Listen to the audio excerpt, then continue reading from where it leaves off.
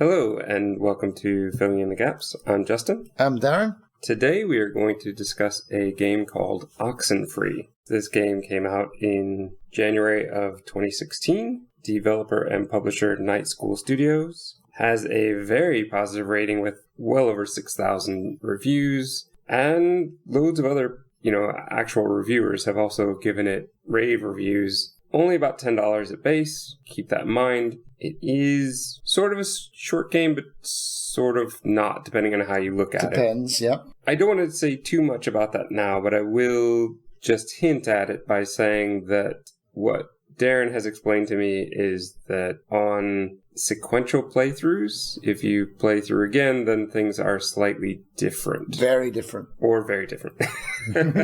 So keep that in mind. I have only played the game once. We won't get into the very different, I think, right until the end, in case there are other people who perhaps just played it through once and didn't play through it again, which I could understand. But that's pretty much it. How would we describe this game? Maybe the way that the developers described it, as a talky, pointy, clicky game. Yeah, I hesitate to call it a point-and-click game, though. It has so little of what Well, it's not traditional point and click. Yeah. It's very talky. But it's also so little of what I would want in a point-and-click game, typically. If I saw that as a tag, I'd be very disappointed if I got this game. And in fact, I'm not a huge fan of Oxenfree. I think that visually it's beautiful. I think that there are some good things to it. But overall, there were just a lot of times where I just wasn't having fun. And I think that there was something missing for me. But you, as you kept sending me messages saying how much you were loving it, I'm assuming that you still love it. No, I completely hated it. No, of course, man. I finished the game 3 times. I really enjoyed this game. You say that, but Allegra Frank of Polygon, her article kind of coincides with my feelings on Oxenfree, which is she didn't really find it fun, but she found it intriguing enough that she kind of felt stuck having to play it a few times. And that's kind of how I feel. I didn't think that it's just not a game for me. I wouldn't say that it's a bad game in pretty much any respect outside of just it wasn't hitting the things that I wanted it to. And what it did do, I'm not sure. It's stuff that we're going to have to Well, that's what we'll get into, yeah. In the spoiler section. So what I would describe it as is a 2D explorer where you have dialogue choices, and that is the primary function of the game, is to make your dialogue choices. Would you agree with that? Yeah, pretty much. Okay. And with that, I think we're going to have to actually start really talking about the game. So this is your spoiler warning. Oxenfree. Let's talk about it. Do you want me to go through point by point? I know that there will be a couple points where you may have chosen things differently. Yeah, I mean, even from the beginning, like, who did you rescue first? Before we get to that, let's actually get through the story. But I do want to ask you this question because you played it 3 times. Do you feel choices actually matter? Yeah, very much so. Okay. Yeah. That is something I wasn't quite sure. This felt very much like a Telltale game. Well, even the ending, it gives you percentages like Telltale. So many people chose this, so many people chose differently than you. There's a reason for that, though, because the guy who developed it actually used to work for Telltale. And they went off and formed their own studio. That's fine, but you don't have to do the exact same thing. Well, I mean, I'm guessing it was his idea in the first place. So he's taken it with him. So he's not like copying them. Okay. It's like his idea. I wouldn't have even said it was copying. It definitely doesn't feel like a Telltale game, but it uses a lot of that same mechanic. Well, that's it. I mean, it's basically they took that dialogue choices to like the nth degree. What I really like about this game, even before we start talking about the actual game itself, is I'm such a sucker for anything that's got a director's commentary on it. Did you watch the director's commentary on this? No. It's pretty short. It's like 5-10 minute bits. And so you don't have to play through the whole game to get it? Maybe you do. I noticed it on my second run. So maybe you've already got it because you finished it once. Oh, no, but I mean...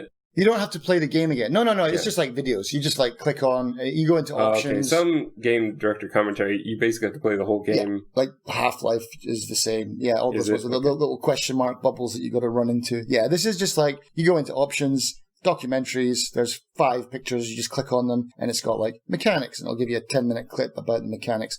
artwork, da-da-da-da-da. And I love that. I love that in games. So that's automatically an hour of playtime, just me watching those videos. But yeah, he did explain that at Telltale, the average game has 2,000 lines of dialogue. That's how they count it. They don't count it by words or pages. They count it by lines of dialogue. Is that counting the times where they're basically repeating themselves, trying to make you make a choice? No.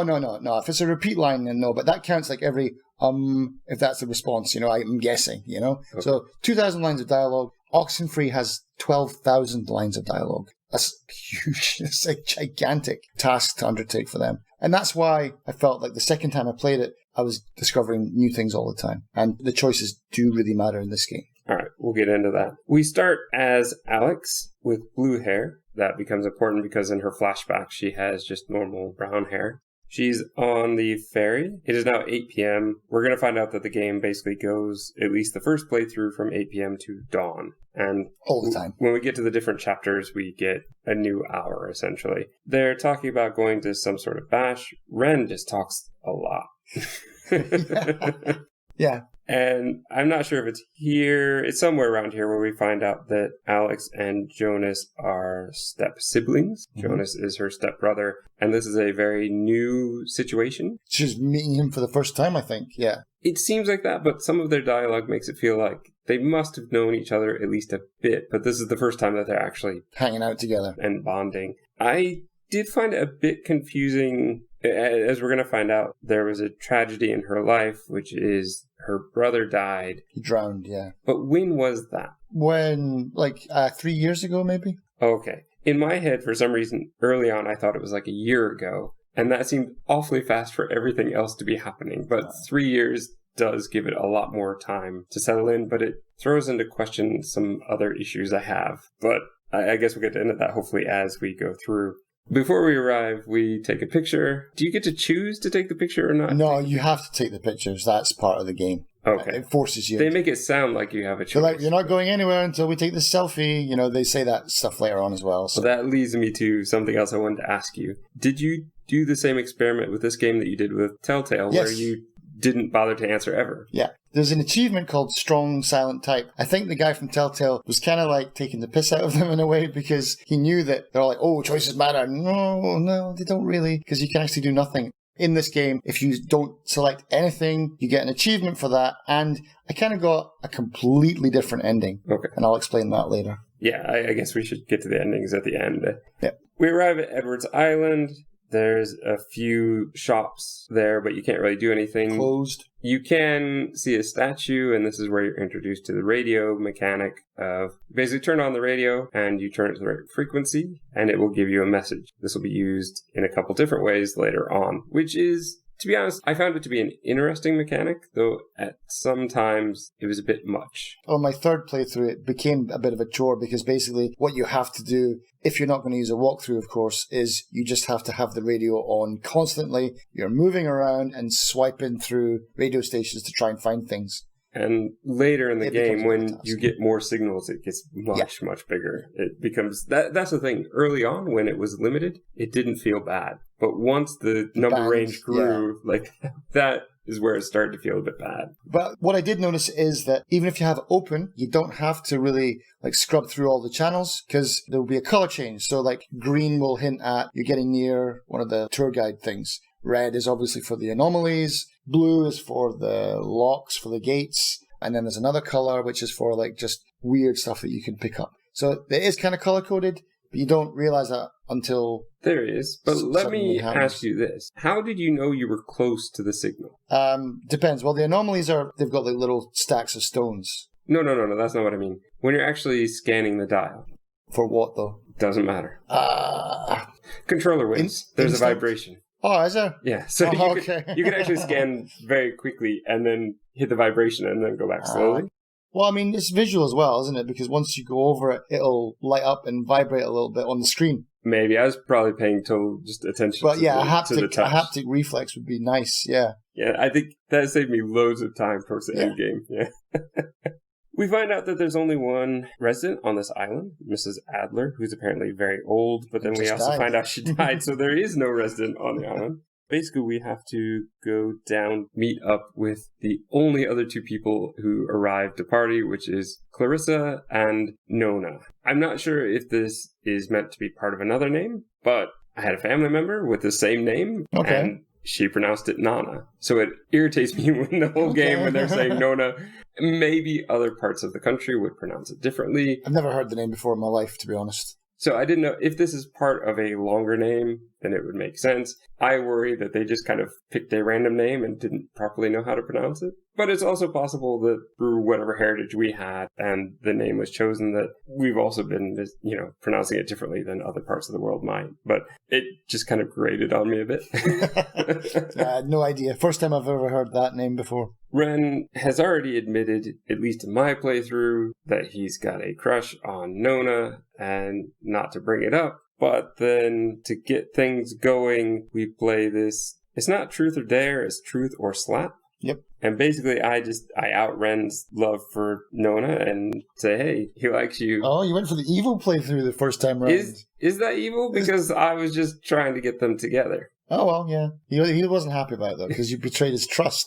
He was, but I can get it back later. You can. Clarissa is not a nice person. At least she doesn't seem to be at this point. Yeah, she hates Alex for reasons that we'll get into later. Yeah. Then, that's kind of it. There's a set of stairs that you can climb, but I guess I'm not supposed to, because as soon as I got to the top of the stairs, the game told me I needed to be downstairs by a fence, which was a bit disappointing because I wanted to go to the Adler Mansion. That was what I wanted. But the game was making me go to the cave and test out the signals and find weird lights. And that pretty much takes us to 10 p.m. So at 10 p.m., wander through the cave a long way to find Jonas. There's an armoire inside. I could never open that in 3 playthroughs. I tried. Well, I suspect that it can't be. Maybe a 4th playthrough, but I would look that up because I'm assuming that because it does say open armoire. At this point, we do our radio signal again. We have to find 3 different wavelengths that are going to create a triangle, which teleport everybody to different locations. We'll find out. We wake up at 11 p.m. So the game seems to be going very fast at this point, but it slows down very quickly from this point on. We're basically by like Alex and Jonas. Was there ever a playthrough where you had a different person wake up with you here, or is it always Alex and Jonas? It's always Alex and Jonas, but like later on when you get to the communications tower, you can choose who comes with you for like the second part. Right. So I had Jonas. We went to the comms tower. Ren talks to us, but somehow so does Clarissa, so we have to choose who we're going to save. At this point, I chose to save Ren. I did too. Then we have to... Well, it's like save. It's not like they're in any great danger, really. But I guess they've all been experiencing weird stuff, and at least we've had someone with us, and they've been all alone, so I can kind of get it. They are in danger, however, we have no tools or recourse to actually save them. We just a radio. So basically, at this point, we have to hit a button to turn off the electric fence generator, and we wander out. Is there anything to stop you from actually going to Clarissa at this point? No, I did Clarissa on my second playthrough. Okay. But what I'm saying is, does it matter who you choose? Like, if we picked Ren and we accidentally went the wrong direction, could we still end up at Clarissa? You can do whatever you want. Okay. Well, I wandered around through the woods, Tohi Woods, which is apparently either named after the sparrow or the sparrow is named after them. We get in a radio thing. There is a nice signal thing that talks about this guy who used to hike here every day and draw the birds, but then a secret message later tells us that he killed himself. He hung himself from the tree, yeah. There are paths that seem to go nowhere, which was a bit frustrating to me, but I did suspect that they often would lead to secrets later on. They do.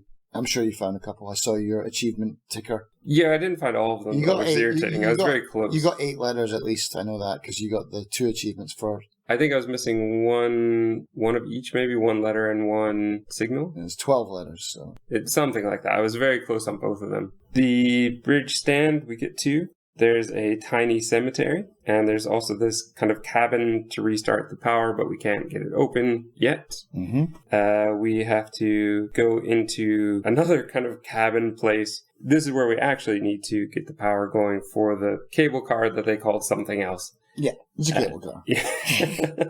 No matter what you say, Alex, it's a cable car. But this is where I think we get our first real ghost thing that happens. There's a red lamp and you use your radio, talks to you, and things go crazy. I mean, that's a pretty simple one. Not much happens in that. Not a lot happens, yeah. I walked up to what I was referring to before, which is referred to as the Catbird Station. But we can't get into here yet because it's not ready in the game for us to go here yet. It's locked, yeah. I think we can't get these signals yet to actually unlock It's like a lower or a higher frequency than what we're capable of at the moment. We take the cable car over to the campgrounds. We see an abandoned tent. And to be honest, at this point, I was getting pretty bored with this game. Mm-hmm. There wasn't much going on. And like I said, it's point and click, but it's not normal point and click. There's no inventory. There's no interesting puzzle of matching things up. I really thought you just suckered me into a 2D walking sim.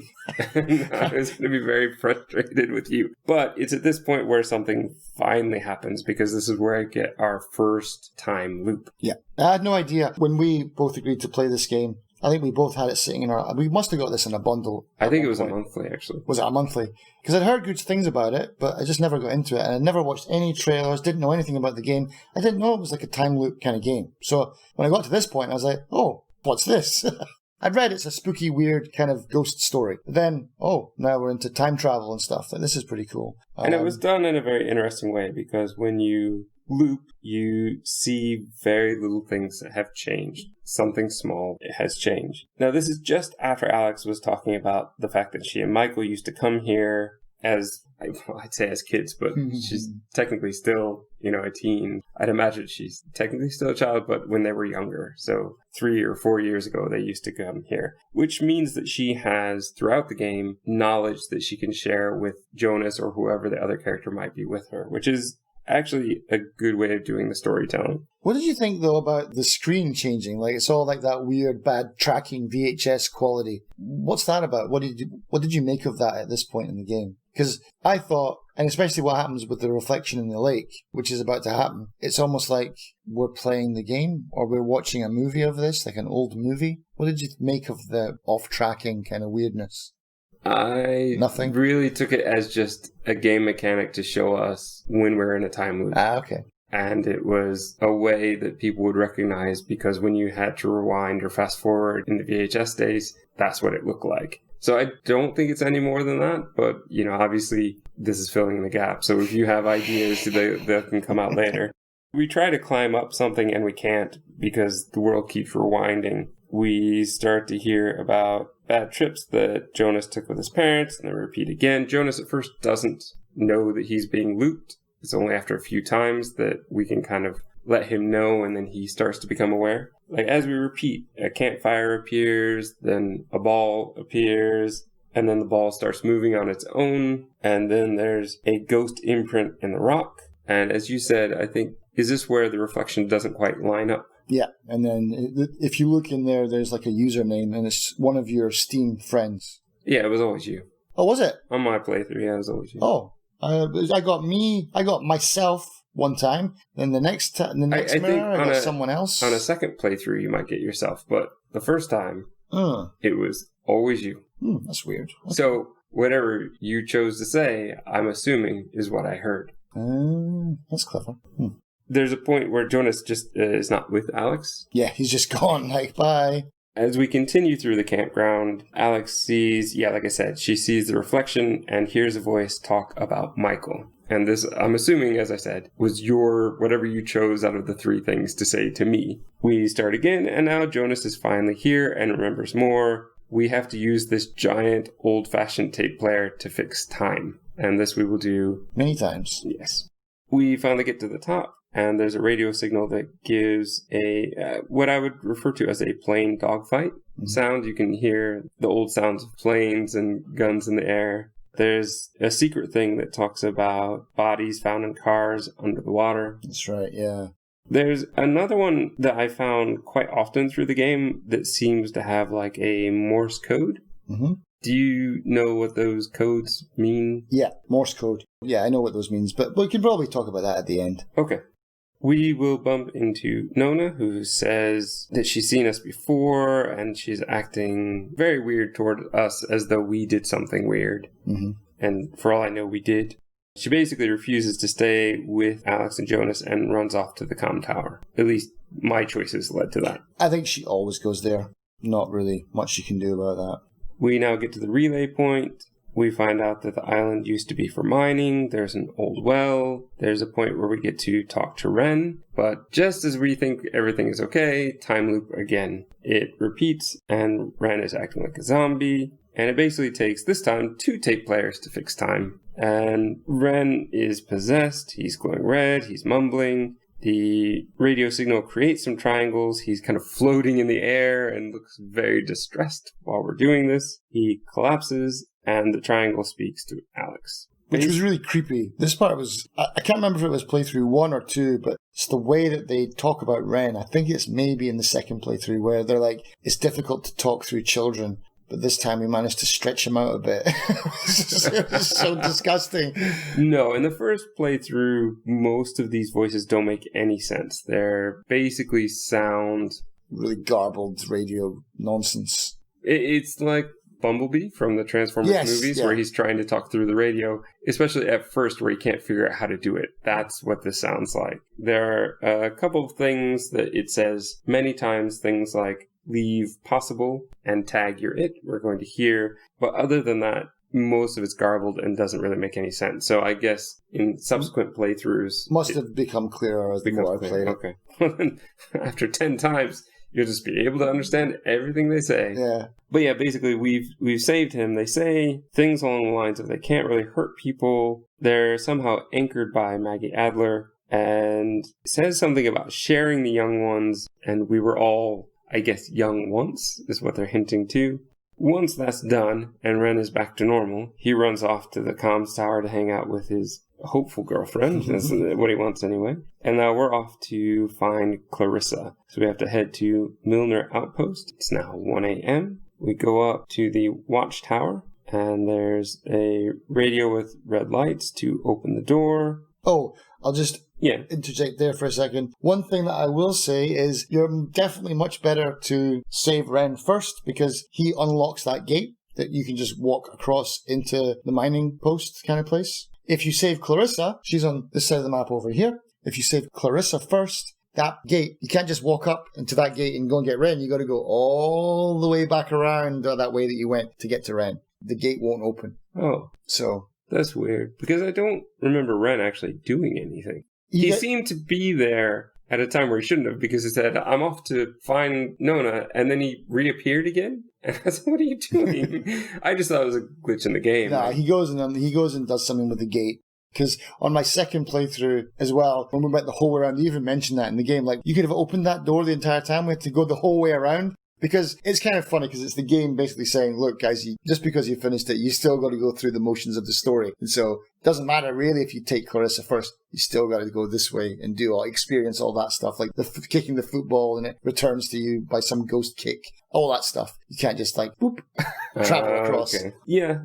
Like I said, there's like a watchtower here. We see a radio communication school, which has to do with code breaking. There is, well, at this point, I went the wrong way, and I ended up in Epiphany Fields for a while. Okay. And started exploring some other stuff until I hit back to where I was supposed to be. Yeah, the map was very confusing my first playthrough. I didn't know really, I mean, I kind of knew where I was going, but the map is, again, kind of like Aporia. It's not very helpful at all. It tells you roughly where things are, and that's it. Well, even within the levels, as I found, when you leave Milner and you head towards the comms tower again, the first big tower you're at, it's a little road that kind of goes off into the background. And so when I went this way and I was exploring a bit, I went, okay, well, there's the comms tower, so it must be back to the right. And I went to the right and I ended up, I think, at the sentry statue, and I found the bunker, and I was finding all this stuff, but I couldn't find my way back to Milner again. And I was dreading the thought that it was a one-way trip, and I'd have to go all the way back around.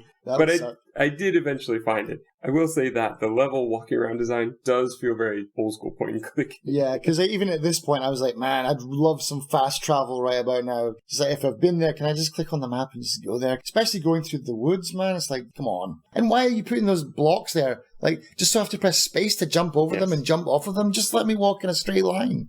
Stop busy working me to death. This is part of why I was not enjoying the game particularly early on. Yeah. But here we are, back at Milner again, where I'm supposed to be. Well, I think the red light at this point, you go to the tower, you do that so it magically opens the door off to the right, and then you end up in this facilities building. The door, of course, will lock behind us. Jonas, at this point in my playthrough, wanted to know about Mike, and we find out that Mike dated Clarissa, and he wants to know why.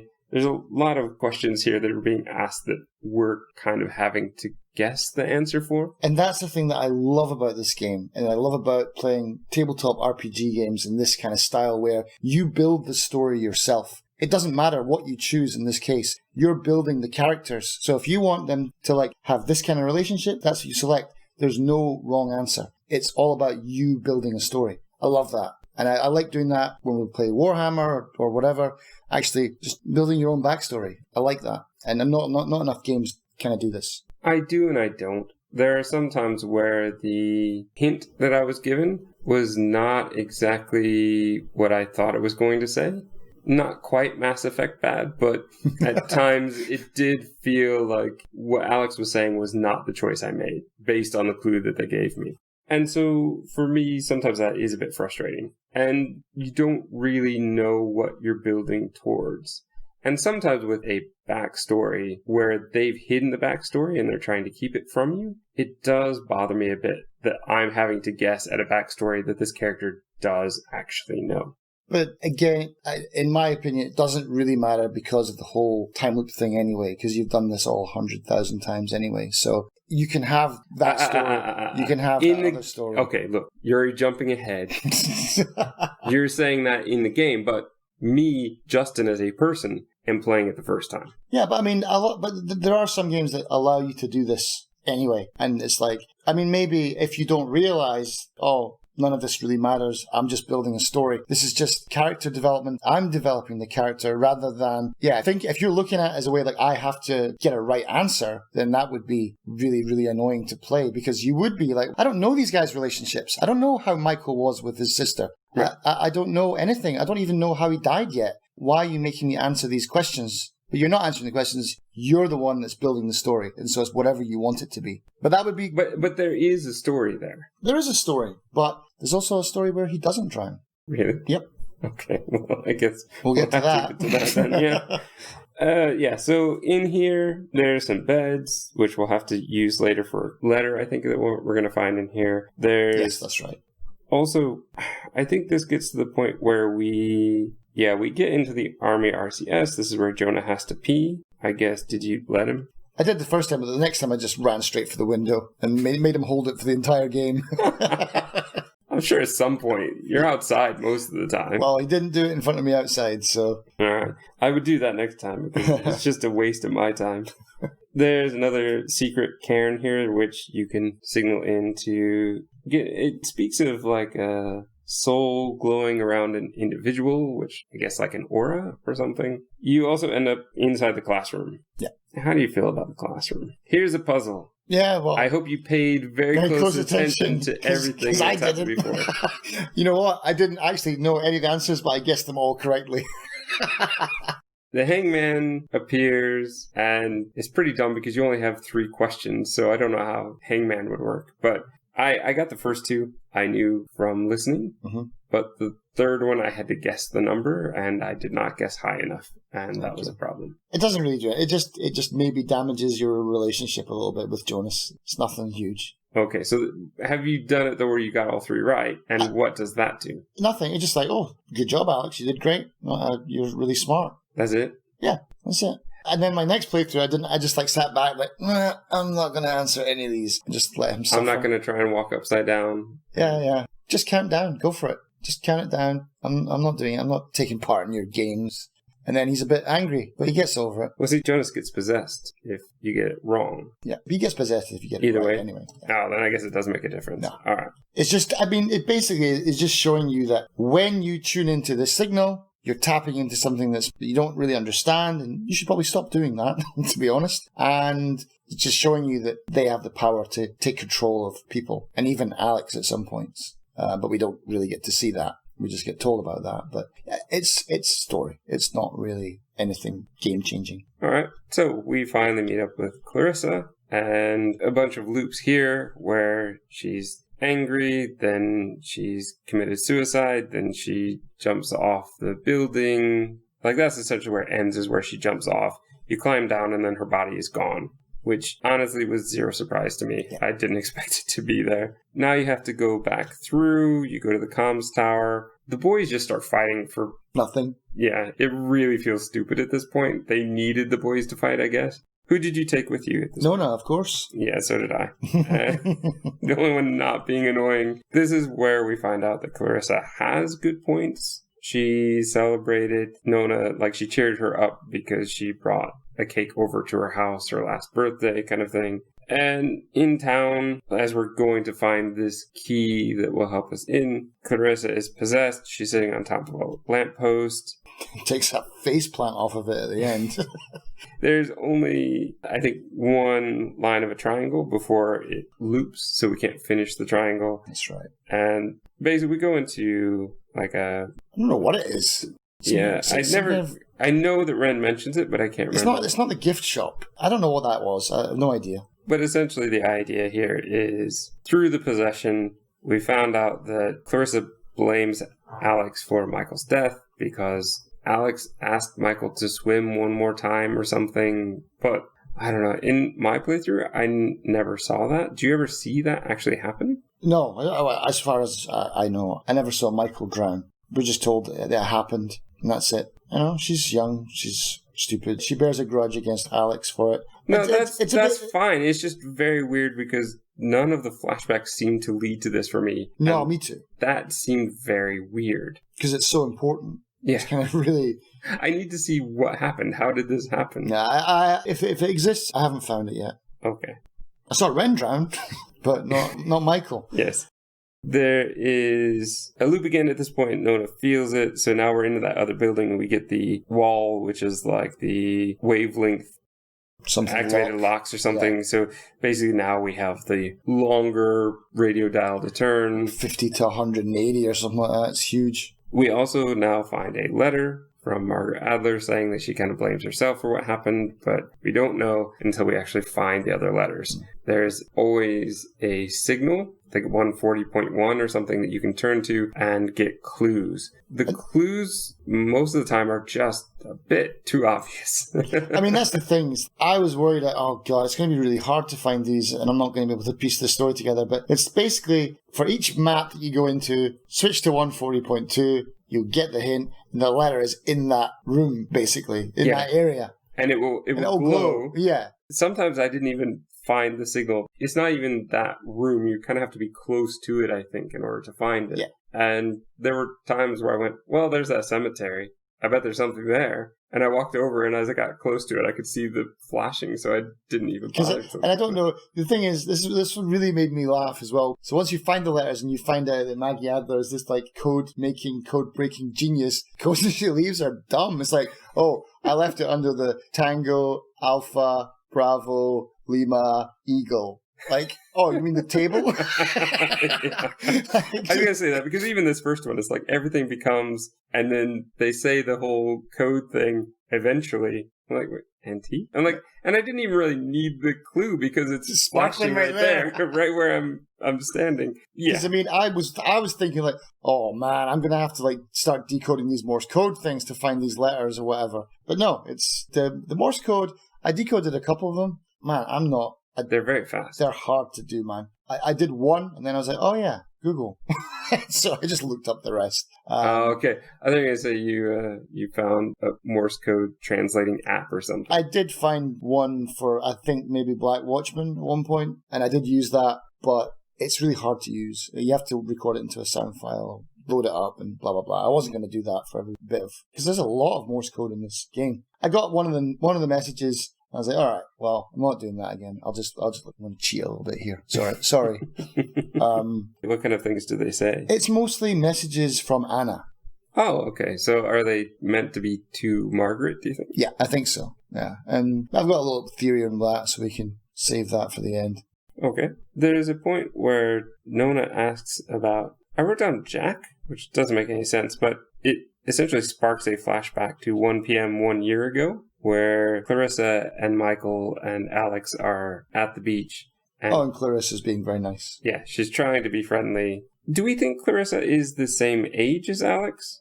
I wouldn't think so. Well, she's almost coming off as like, I'm your new stepmother kind of thing. It's like, it was a bit, yeah, she'd have to be older, I'd hope. But she does seem to be like, oh, yeah, I'm so much more mature than you.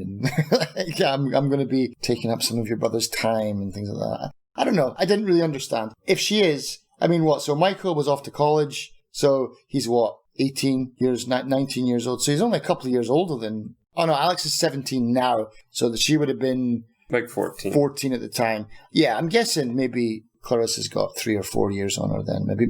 But if... Okay. See, here's where the age starts to break down, and I have problems. It seems to me that either Clarissa is close to Alex in age, in which case the things that Michael is talking about with Clarissa at the end, about possibly trying to go and live with her, sound a bit creepy. She's too young for that. Oh, right, yeah.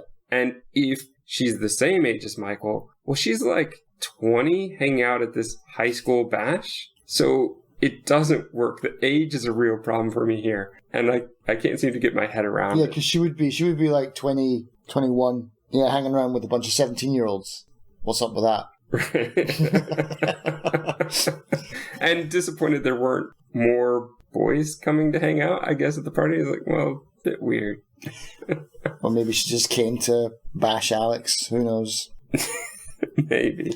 Thing is, well, here's the other thing as well. I don't really know, but at my school, you know, we used to have Old Boys Day where the old students would come back and they would play rugby and football together and stuff like that. And they could be in their 40s coming back to hang out with, like... But no, I weren't coming back to hang out with kids, but they're just coming back to their old boarding school kind of thing, you know, just to see what's going on.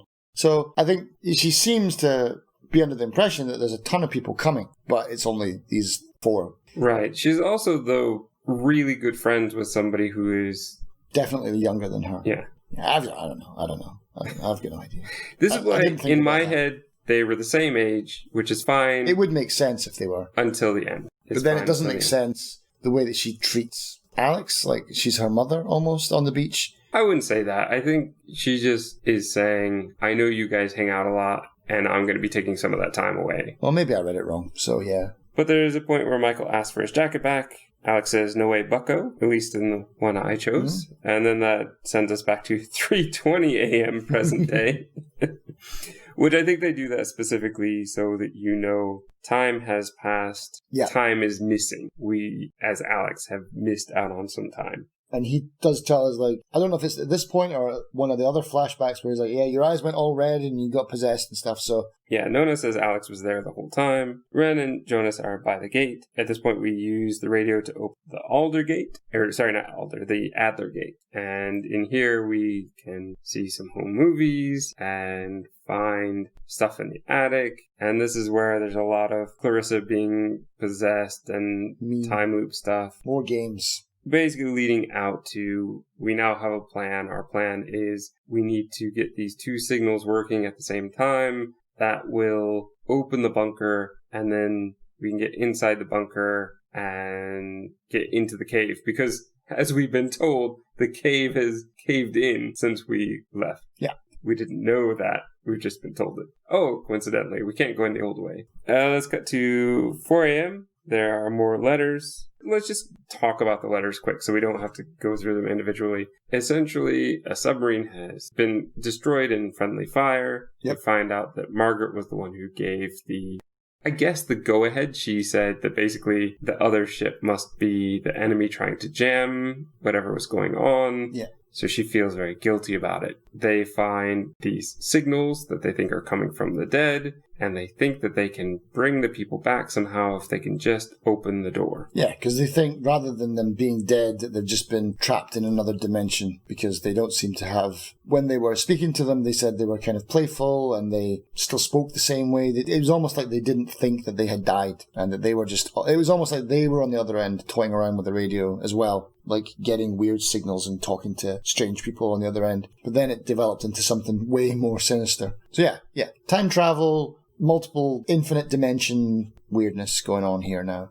At this point, somewhere around this point in the game, Jonas is being possessed and offers the proposition, just give us Clarissa. Yeah. And then the rest of you can go free. I, of course, say no, that's dumb. We use the tape station to fix time. There's a point where Nona admits to actually liking Ren. We go to a station, we hit another button. There's a lot of just, walk here, hit a button. Like, there's no mini game to it. There's no puzzle to it. At 5 a.m., Jonas says Alex messed up with Ashley. And I was like, who is Ashley? Well, even she says, who's Ashley? Yeah. And it's not Ashley. We skip back to the previous year. Do you mean Amanda? So apparently they stole a car to go to a concert. At this point, Michael talks to her about leaving home. He has so much promise, and that's such a pressure for him to bear. He just can't handle it. We go to 5:30. So again, Alex has lost time. They take one last picture before they go into the bunker. Like, they all look miserable, except for Ren, who finally has a girlfriend. Yeah, yay! Basically, you're told that you need to finish everything else before you enter here, which is always a bit of a mixed bag, because some games, they say that, but there's still one more letter inside, and you don't know. Mm-hmm. So you can't really know unless you happen to have found everything. I wandered here for too long, and I think this is part of my reflection on the game, is I wandered for a long time not finding anything. Right. And I was so close. Like I said, one off on one of the things and two off on the others. I don't know. That's the other problem, is with the letters, which are the more interesting thing for me. I felt like I'd already put the story together by this point. I don't know that one more letter was really going to help me out. The stones, the cairns that have been set up, some of those messages are just really cryptic, and they're supposed to be. They're just... And so I don't know do they become more clear as you play through? A little bit. Like, there's one that actually sounds like Alex is talking. Yes. And so I thought, we might get more of that. But they were getting sounds from World War II and other things. I think at one point you get something about a recipe or something like that. Some cookbook.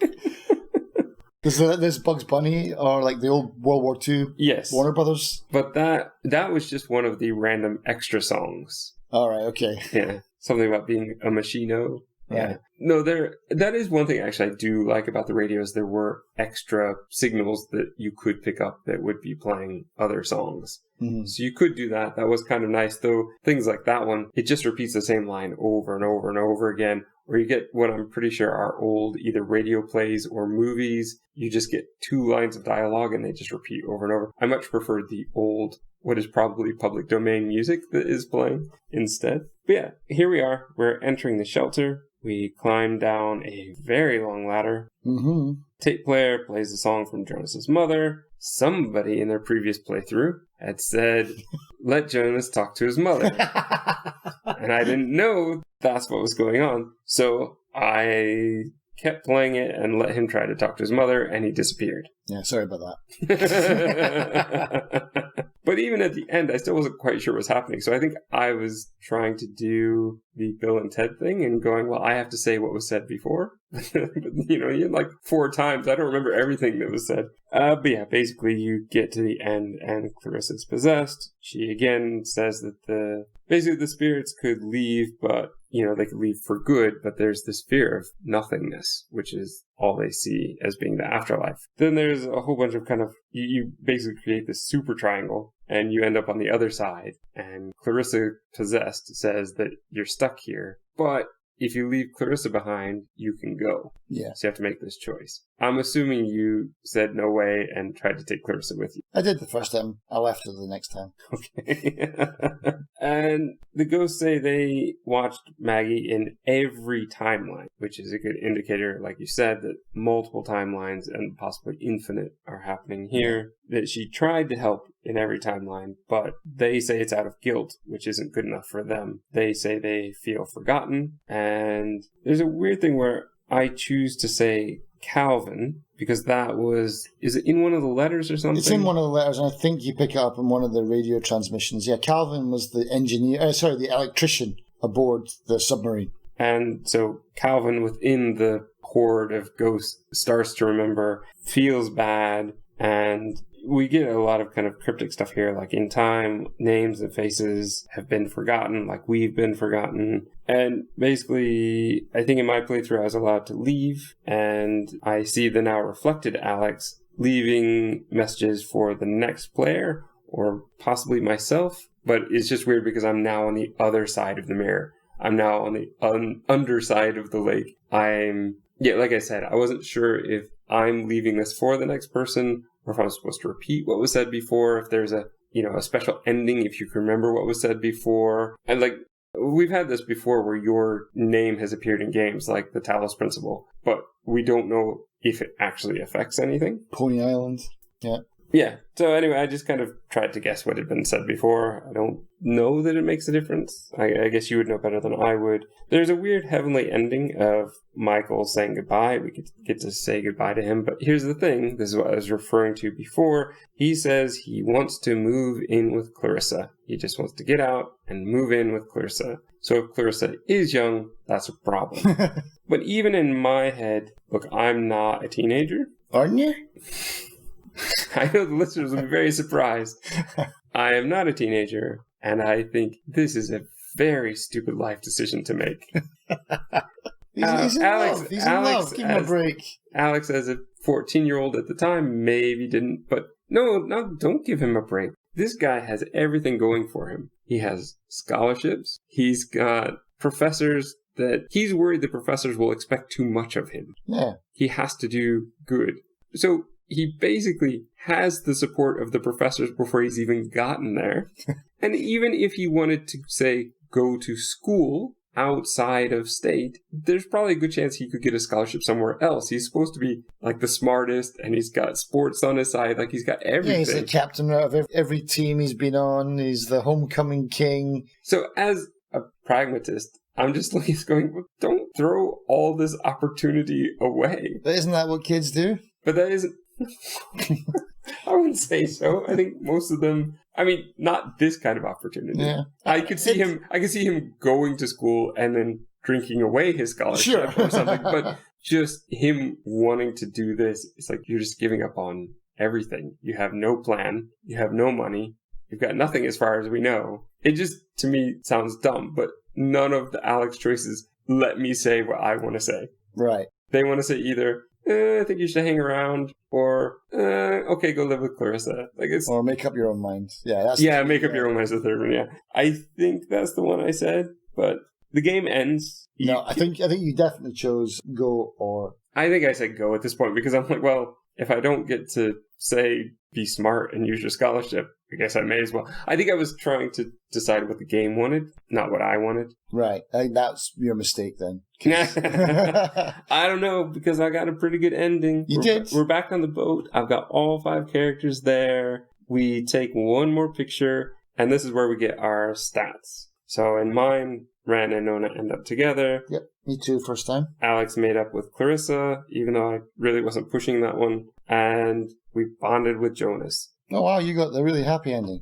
Yeah. And then there's the time loop that basically starts you back to before the game began. And there it ends. So let's talk about the second playthrough. Okay. So what happens is it starts off, you are at a mart sitting outside in the car park waiting for Ren's sister to come, who's supposedly a little bit older, but not old enough. Because drinking's 21 in America, isn't it? So I was thinking, she's older than him. They're 17, so she's got to be 18. She's got to be legal to drink, but no, yeah, it's 21. That's right. So she's older, but she's got a fake ID, and she's gonna get them some beer, and then they're gonna get on the boat, go to the island. And he's like, oh, check out that radio, put that radio on. And basically, if it plays music, we'll just leave. But if you find something weird, we'll hang around and wait for my sister. And you find some music, and he's like, oh yeah, it's just music. All right, well, let's just forget it. Stupid sister, I hate you. You get on the boat. Okay, now we're going off again. But even from the beginning, when you get on the boat, you get those little like static kind of flickers now. And the game, this happens throughout the game now. You get way more choices for like, wait a minute. Even on the boat, you're like, we've done this before. And everyone else is completely oblivious, of course. But it's pretty much the same thing, right? So you're going to play the game again. You're going to get different choices to say things, which to me is just, again, because I know that they don't really have an effect on the game. So I'm just going in for the dialogue just to hear what they're saying. Because what we haven't talked about yet is the dialogue quality and the music of the game. I thought the music was fantastic. I really enjoyed the music. I thought the actors were good. Okay, I enjoyed the music, but it was a bit loud. And there was no as an option to turn it down.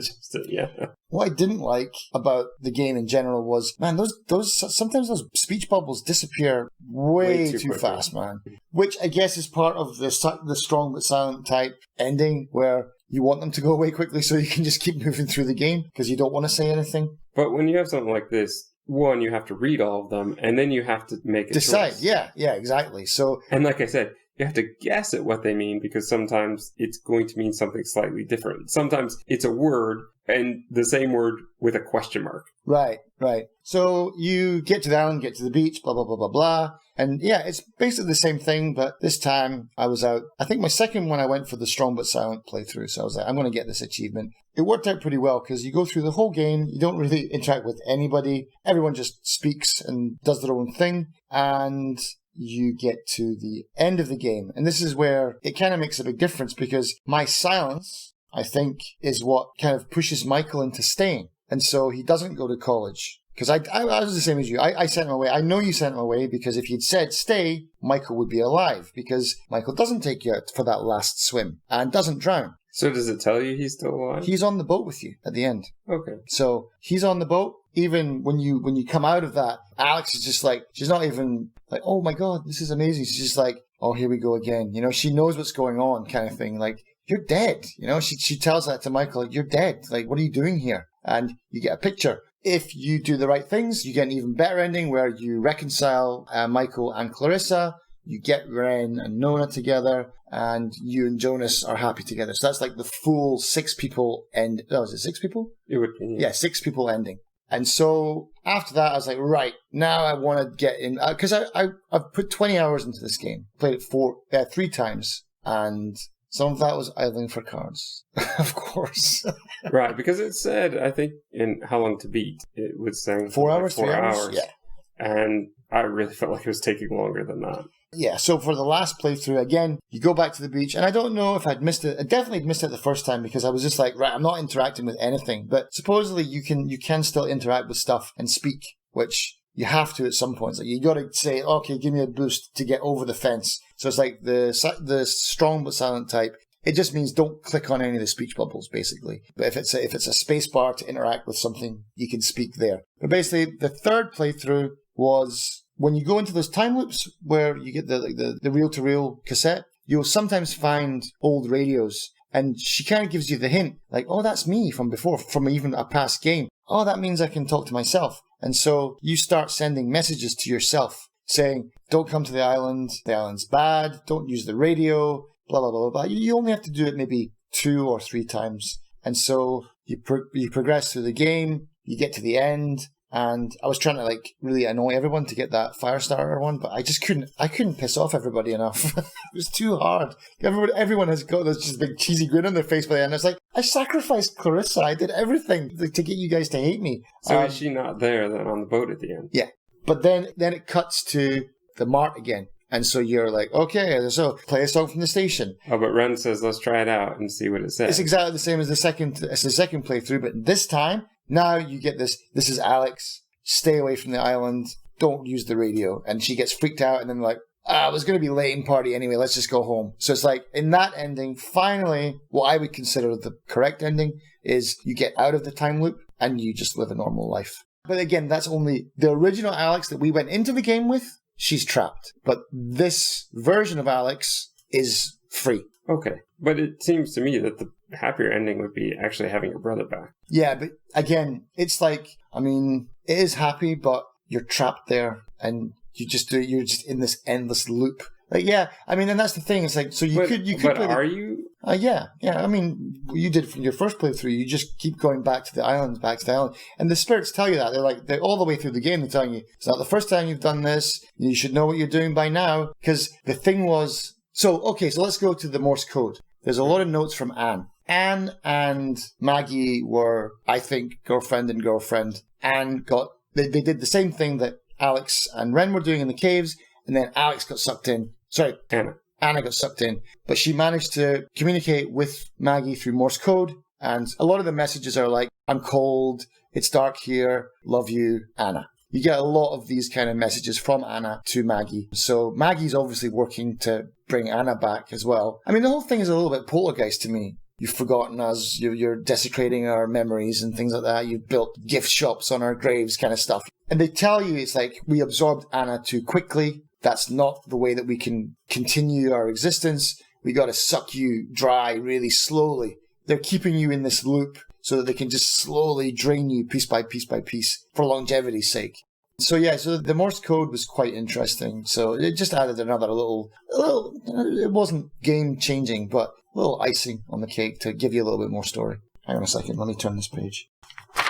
Oh yeah, the guy, before I went back for my third playthrough, I realized, because actually I'm going to eat my words a bit here from another podcast that we did before, I actually switched on the subtitles for this one, because they're so garbled, man, you know? So for this game, yep, I'll admit that having subtitles activated helped a lot, because they actually give you the words that are all garbled.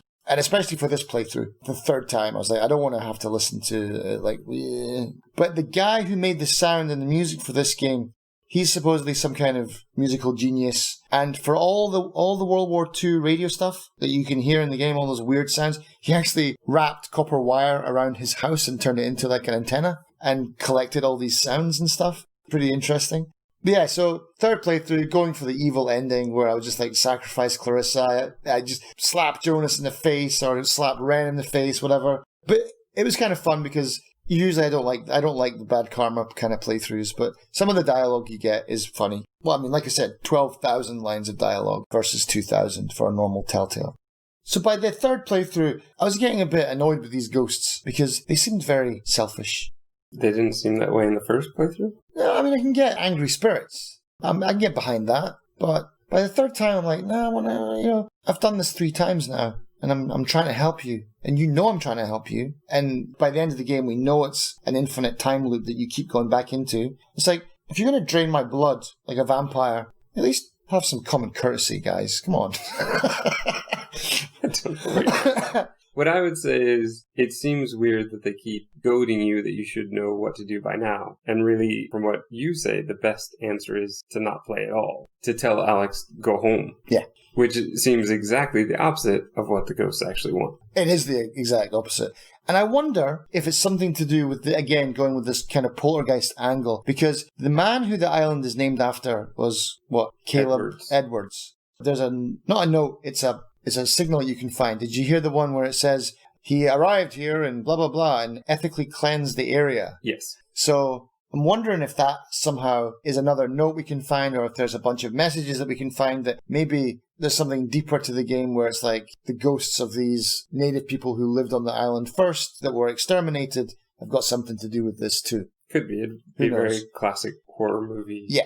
I like the whole setup. I like how Maggie basically bought the island, and it links back to exactly what Ren was saying before. First it was a mining place, then it was a military place, then it was a bird place, then it was a museum place. And so Maggie's been buying it up or getting the government to section it off as a natural park that can't be disturbed. And she's doing her best to make sure that no one ever comes back and can get in touch with the ghosts, because this is what happens. Just so happens that now she's dead and she can't protect us. Well, I don't know that she could have protected us if she was. Well, I'm pretty sure if we were just having a barbecue like down the stairs from her house, she'd be like, coming out, you kids. Down the stairs and way across that bridge. I don't think you could see it from there. Oh, no. You know those stairs at the beginning of the game where you go up? That leads right to her house. And then there's a huge long... Well, it's like a pier kind of thing. Yeah. It's like 2 screens you have to cross to get to her house. Oh, she got her Zimmer frame. Come on, get off my land.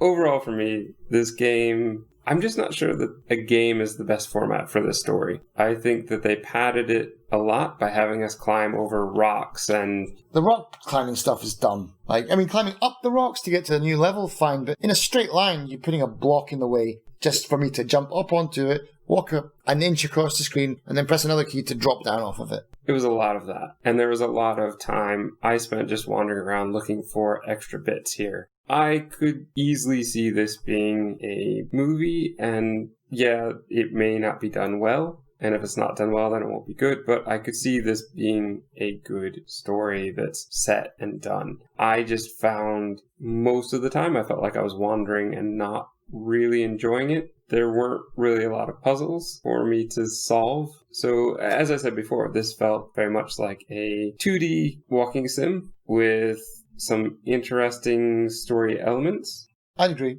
I think it's closer to that than a puzzle game for sure. Yeah, and so for me, I'm not at all excited Is it at the tagged as a prospect puzzle to play a game. I don't know. I'd have to check. But it certainly felt like it was supposed to be. Right. And so maybe that's just me and my expectation. But it's those kind of extra elements that make it a game and not just a virtual story. And I think that that's just what I wanted more of. Hang on a second. It's not just on the store page. Yeah, it's not tagged as a puzzle game at all. Actually, it is tagged as a walking sim though, and there you go. And short and psychological horror, which is exactly what it is, I guess. Then it is as advertised. It's just not the kind of game I normally go for, and having played it, it's still not the kind of game I normally go for. I liked it. I liked it a lot. Probably exactly for the reasons that you didn't like it, because it is a walking sim that is a little bit different, and it's got a good story. I like the story. I went back to play it 3 times, and yeah, I like discovering it. I won't be going back again, because I think 20 hours is plenty. That smashes the $1 an hour limit for me. It's like, that's 50 cents an hour. And it is very well priced, man. I mean, you can't argue with that price, seriously. I mean, at least I can't, because I got so much time out of it. But yeah, no, I liked it. I think it is a filling in the gaps worthy game, because there is a lot of stuff that is unexplained, and I think there's probably a subreddit somewhere dedicated to this game just to talk about it. No doubt. Not, maybe you will start one. Yeah, I don't have time for that. Gaps filled and more gaps created.